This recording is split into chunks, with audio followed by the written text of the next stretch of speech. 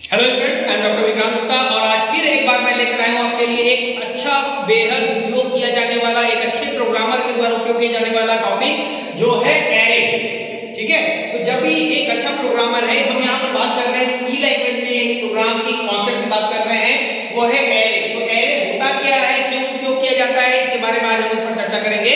इसके पहले मैं आपको बता देना चाहता हूँ कि जब भी हम एक प्रोग्राम बनाते हैं और उसमें कोई वैल्यू इनिशियलाइज करते हैं, तो वैल्यू इनिशियलाइज करने के लिए हमको एक वेरिएबल लेना पड़ता है और वो वेरिएबल के आगे हमको डेटा टाइप डिक्लेयर करना पड़ता है, क्योंकि वो डेटा टाइप किस प्रकार का वैल्यू एरे में डिफाइन करना है या डिक्लेयर करना है उसको निर्धारित करता है। ठीक है, लेकिन हम यहाँ पर देख रहे हैं कि एक सिंपल वेरिएबल जो होता है वो एक बार में सिर्फ एक ही वैल्यू की इनिशियलाइज करने की क्षमता रखता है। तो ऐसी स्थिति में अगर मान लीजिए 10 वैल्यू अगर हमको इनिशियलाइज करना है तो हमको 10 वेरिएबल लेने पड़ेंगे और 10 बार हमको डेटा टाइप डिक्लेयर करना पड़ता है। इससे मेमोरी साइज बहुत बड़ा साइज को क्या कर लेता है, कैप्चर कर लेता है। जबकि अगर एक अच्छा प्रोग्रामर हमेशा चाहता है कि कम स्पेस में ज्यादा से ज्यादा वैल्यू को कैसे इनिशियलाइज किया जा सके, तो वैसी सिचुएशन में वो इस्तेमाल करता है हमारा एरे को। तो एरे होता क्या है, तो group of similar data type is called a array.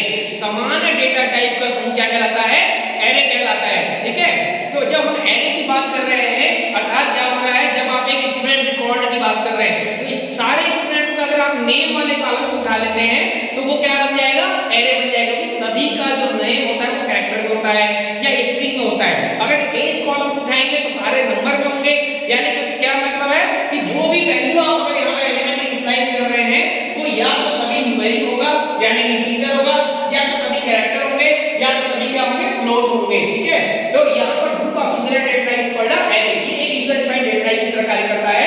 इसको एडवांस डेटा टाइप में हमने पढ़ा हुआ है। तो एरे की जब हम बात करते हैं तो मुख्य रूप से यहाँ पर 3 प्रकार के एरे होते हैं। यहाँ पर सबसे पहले होता है वन डायमेंशनल एरे, दूसरा होता है टू डायमेंशनल एरे और तीसरा होता है मल्टी डायमेंशनल एरे। आप जैसा कि देख रहे हैं यहाँ पर कि वन डायमेंशनल एरे की हम बात कर रहे हैं तो वो एक ही एक्सिस में चल रहा है, यानी एक ही डायमेंशन में वहां पर हम क्या कर सकते हैं, वैल्यू इनिशियलाइज कर सकते हैं। अगर हम यहाँ पर ले रहे हैं एरे को जब हम डिक्लेयर करने की बात करते हैं तो हाउ टू डिक्लेयर, सबसे पहले हम लोग डेटा टाइप लेते हैं।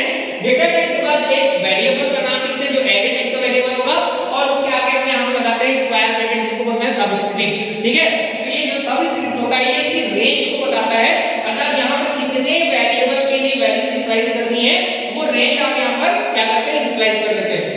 इसके बाद एग्जांपल अगर हम देख रहे हैं, यहाँ पर है आपका इंट। इंट में आप देख रहे हैं इंटीजर एक डेटा टाइप है जो ये बता रहा है कि ये जो एरे वेरिएबल है केवल इंटीजर वैल्यू को होल्ड कर सकता है।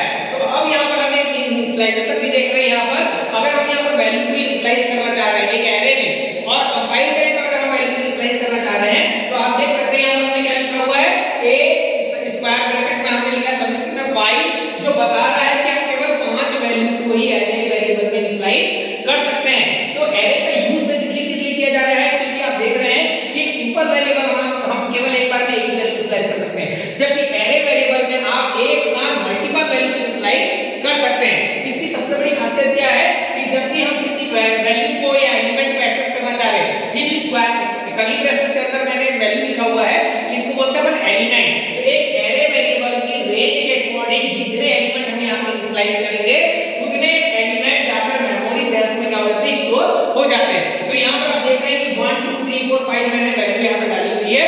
तो अपने वो इंडेक्स वैल्यू के आधार पर, क्योंकि यहाँ पर हम लिखेंगे A5 तो ये क्या करता है, एरे जो है अपने इंडेक्स वैल्यू से एलिमेंट को एक्सेस करने का कार्य करता है। तो इंडेक्स वैल्यू क्या होती है, हमेशा एरे में हमेशा इंडेक्स वैल्यू 0 से स्टार्ट होता है। तो जितने भी वैल्यू आप यहाँ पर डाल रहे हैं उसकी शुरुआत जो है वो इंडेक्स वैल्यू 0 से स्टार्ट होगी। तो यहाँ पर मैंने लिखा 5 के आधार पर मैंने यहाँ 5 एलिमेंट इनिशियलाइज कर दिया। अगर आप यहाँ पर 10 इनिशियलाइज करते हैं तो आप 10 वैल्यू डाल सकते हैं, 100 लिखेंगे तो 100 वैल्यू इनिशियलाइज कर सकते हैं। आप चाहे तो रन टाइम पर भी आप वैल्यू क्या कर सकते हैं, इनिशियलाइज कर सकते हैं लूप लगा करके। प्रीवियस लेक्चर में हमने लूप के बारे में पढ़ा है। आप यहाँ पर लूप लगा करके नेक्स्ट प्रोग्राम के माध्यम से मैं आपको बताऊंगा 2 डायमेंशनल का। तो यहाँ पर जब 3x3 मैट्रिक्स का प्रोग्राम बात करते हैं तो उसमें मैं आपको बताऊंगा लूप लगाकर किस प्रकार से मल्टीपल वैल्यू को रन टाइम पर एक्सेस किया जाता है और डिस्प्ले कराया जाता है। तो यहाँ पर आप देख रहे हैं कि जब हम वन डायमेंशनल एरे की बात कर रहे हैं तो हमने यहाँ पर लिखा है 5, यानी ये 5 एलिमेंट को हम यहाँ पर स्टोर कर रहे हैं। ये किस प्रकार से अपनी इंडेक्स वैल्यू के आधार पर स्टोर हो रहा है। 1 2 3 4 5 अगर वैल्यू ले रहे हैं तो यहाँ पर वो अपनी इंडेक्स वैल्यू यानी A0 A1 A2 A3 और A4 इस प्रकार से क्या होगा, मेमोरी सेल में जाकर स्टोर हो जाते हैं। ये one dimensional array. 2 dimensional array की अगर हम बात करते हैं, यानी नाम से दो डायमेंशन वाला, यानी एक्स और वाई एक्सिस दोनों पे कवर कर रहा है, रो और कॉलम के अकॉर्डिंग क्या करता है, वैल्यू को इनिशियलाइज करता है। अब यहाँ पर आप देख रहे हैं कि मैंने यहाँ पर लिखा हुआ है, एग्जांपल लिखा है इन एरे वेरिएबल 3 और 3, दो सबस्क्रिप्ट मैंने लिया है। पहला सबस्क्रिप्ट जो होता है रो के लिए होता है, दूसरा सबस्क्रिप्ट जो होता है कॉलम के लिए होता है। मैंने यहाँ पर लिखा 3 और 3, यानी 3 रो और 3 कॉलम के लिए हम यहाँ पर क्या कर रहे हैं, वैल्यू एलिमेंट को इनिशियलाइज कर रहे हैं। तो जैसे मैं यहाँ पर 3 और 3 लिख रहा हूँ तो 3 into 3 इक्वल टू क्या हो जाता है आपका 9, ठीक है। तो 9 यानी 9 एलिमेंट हम यहाँ पर क्या कर सकते हैं, इनिशियलाइज कर सकते हैं, स्टोर कर सकते हैं। यहाँ पर अगर 5 5 लिखे तो 5 5 जा 25, यानी 25 एलिमेंट आप एट अ टाइम एक सिंगल एरे वेरिएबल में आप क्या कर सकते हो, इनिशियलाइज कर सकते हो। तो जैसे ही मैंने यहाँ लिखा 3 और 3 और जो भी वैल्यू मान लीजिए सपोज यहाँ पर मैंने 1 2 3 4 5 6 7 8 9 मैंने यहाँ पर इनिशियलाइज किया होगा कर्ली ब्रैकेट के अकॉर्डिंग। इस प्रकार से हम जैसे 1 डायमेंशनल लिखिए वैसे ही आप यहाँ पर कर्ली ब्रैकेट करके 1 2 3 4 5 6 7 8 9 आप डालें तो वो वैल्यू को कैसे एक्सेस कर रहा है, तो सबसे पहले चलेगा RG यानी रो 1 अगर एक बार चलता है तो 3 बार कॉलम चलेंगे और जो भी वैल्यू हम पहली बार डालेंगे 1 तो 1 यहाँ पर हमारा R0 C0 में स्टोर हो जाएगा, 2 डालेंगे तो R0 C1 में स्टोर हो जाएगा, 3 डालेंगे तो R0 C2 में स्टोर हो जाएगा। इस प्रकार पहला रो चलेगा, जब तक पहला रो कंप्लीट नहीं होता वो दूसरा रो को वहां पर वैल्यू इनिशियलाइज करने नहीं देता है। तो जैसे ही मेरा पहला रो कंप्लीट हो गया, यानी एक बार R चलेगा, रो चलेगा तो 3 बार कॉलम चलेंगे और इस प्रकार से वैल्यू को इनिशियलाइज कर देगा। उसके बाद यहाँ पर R1 चलेगा, R1 जैसे 4 डालेंगे तो होगा R1 C0, 4 इनिशियलाइज होगा R1 C1, 5 इनिशियलाइज होगा R1 C2, 6 इनिशियलाइज होगा। इस प्रकार R2 चलेगा, रो 3 तीसरा रो भी चलेगा, जो 7 8 9 हम मेंशन करेंगे वो भी तीसरा रो में R2 C0, R2 C1 और R2 C2 के हिसाब से वहां पर क्या हो जाएगा, वैल्यू स्टोर हो जाएगी। तो हम यहाँ पर स्टूडेंट्स में ज्यादातर हम 3 बाय 3 मैट्रिक्स का प्रोग्राम देखते हैं। मैं इसको आपको नेक्स्ट लेक्चर में बता दूंगा कि किस प्रकार से हम 3 बाय 3 मैट्रिक्स का प्रोग्राम बनाते हैं। तो ये दो डायमेंशन है, एक रो और कॉलम दो डायमेंशन में चलता है। वैसे ही मल्टी डायमेंशन में क्या होता है, जब एक एरे वेरिएबल के साथ मल्टीपल सबस्क्रिप्ट हम इनिशियलाइज करते हैं।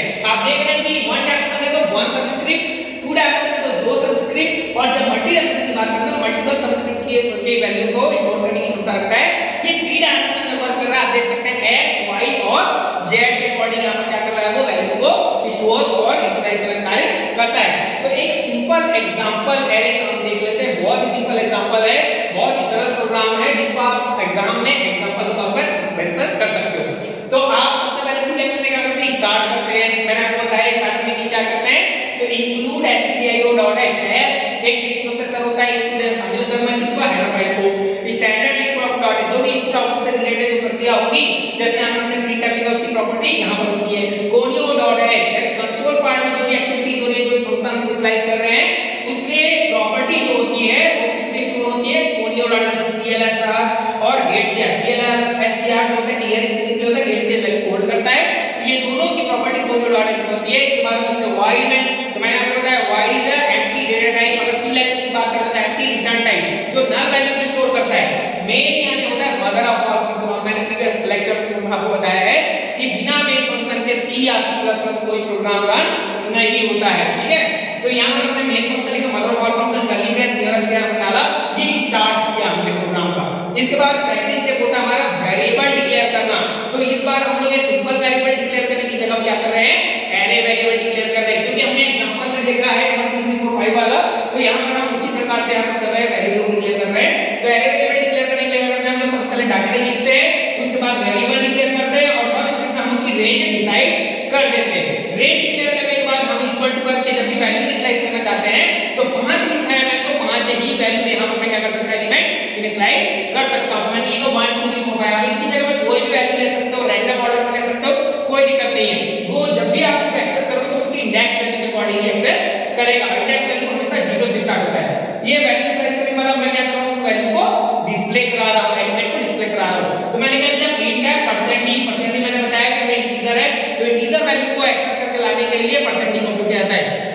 मैंने अब लिखा है /n जो होता है वो क्या होता है, न्यू लाइन के लिए होता है, हर बार वो नए लाइन पे डिस्प्ले करेगा ताकि मेरा कॉलम में वैल्यू जो एलिमेंट जो है डिस्प्ले करे, यानी वर्टिकल ऑर्डर में डिस्प्ले करेगा, हॉरिजॉन्टल ऑर्डर में करेगा तो वैसा लग रहा है कि वो एक दूसरे से वैल्यू क्या होंगे, कोरिलेट हो जाएंगे। तो यहां पर क्या कर रहे हैं, वर्टिकल ऑर्डर डिस्प्ले करा रहे हैं। तो मैंने लिखा प्रिंट है %d/a0।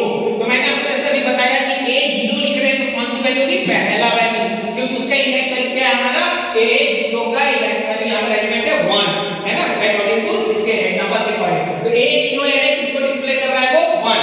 जैसे मैंने लिखा A1 तो वो सेकंड नंबर को डिस्प्ले करेगा जिसका एड्रेस वैल्यू है A1, तो 2 को डिस्प्ले किया। उसी प्रकार यहाँ 2 लिखा हूं तो यहाँ 3 को डिस्प्ले कर रहा है, 4 यहाँ 3 लिख रहा हूं ये 4 को डिस्प्ले कर रहा है, यहाँ पर 4 लिख रहा हूं ये किसको डिस्प्ले कर रहा है, 5 को डिस्प्ले कर रहा है। तो इस प्रकार एरे में क्या हो रहा है, उसके इंडेक्स वैल्यू के अकॉर्डिंग वो एलिमेंट को डिस्प्ले करने का कार्य कर रहा है। तो यहाँ पर आप देख रहे हैं इंडेक्स वैल्यू 0 से स्टार्ट होती है, इसलिए हमारे 5 एलिमेंट के लिए A0 A1 A2 A3 A4 होता है, और एलिमेंट जो भी मैं डाल सकता हूं यहाँ पर उसको अकॉर्डिंग टू यहाँ पे कमांड के अकॉर्डिंग क्या करेगा, उसको डिस्प्ले करेगा। तो आई होप कि आपको बहुत ही इजी लैंग्वेज मैंने बताने की कोशिश की। नेक्स्ट लेक्चर में मैं आपको बताऊंगा कि how to create a 3x3 matrix program. वो 2 डायमेंशनल का प्रोग्राम होता है, बहुत इंपॉर्टेंट है ये कॉन्सेप्ट, और हमारे प्रोग्रामिंग के लिए बहुत इंपॉर्टेंट है, क्योंकि हम लोग एक simple array variable multiple value slice कर सकते हैं। तो आई होप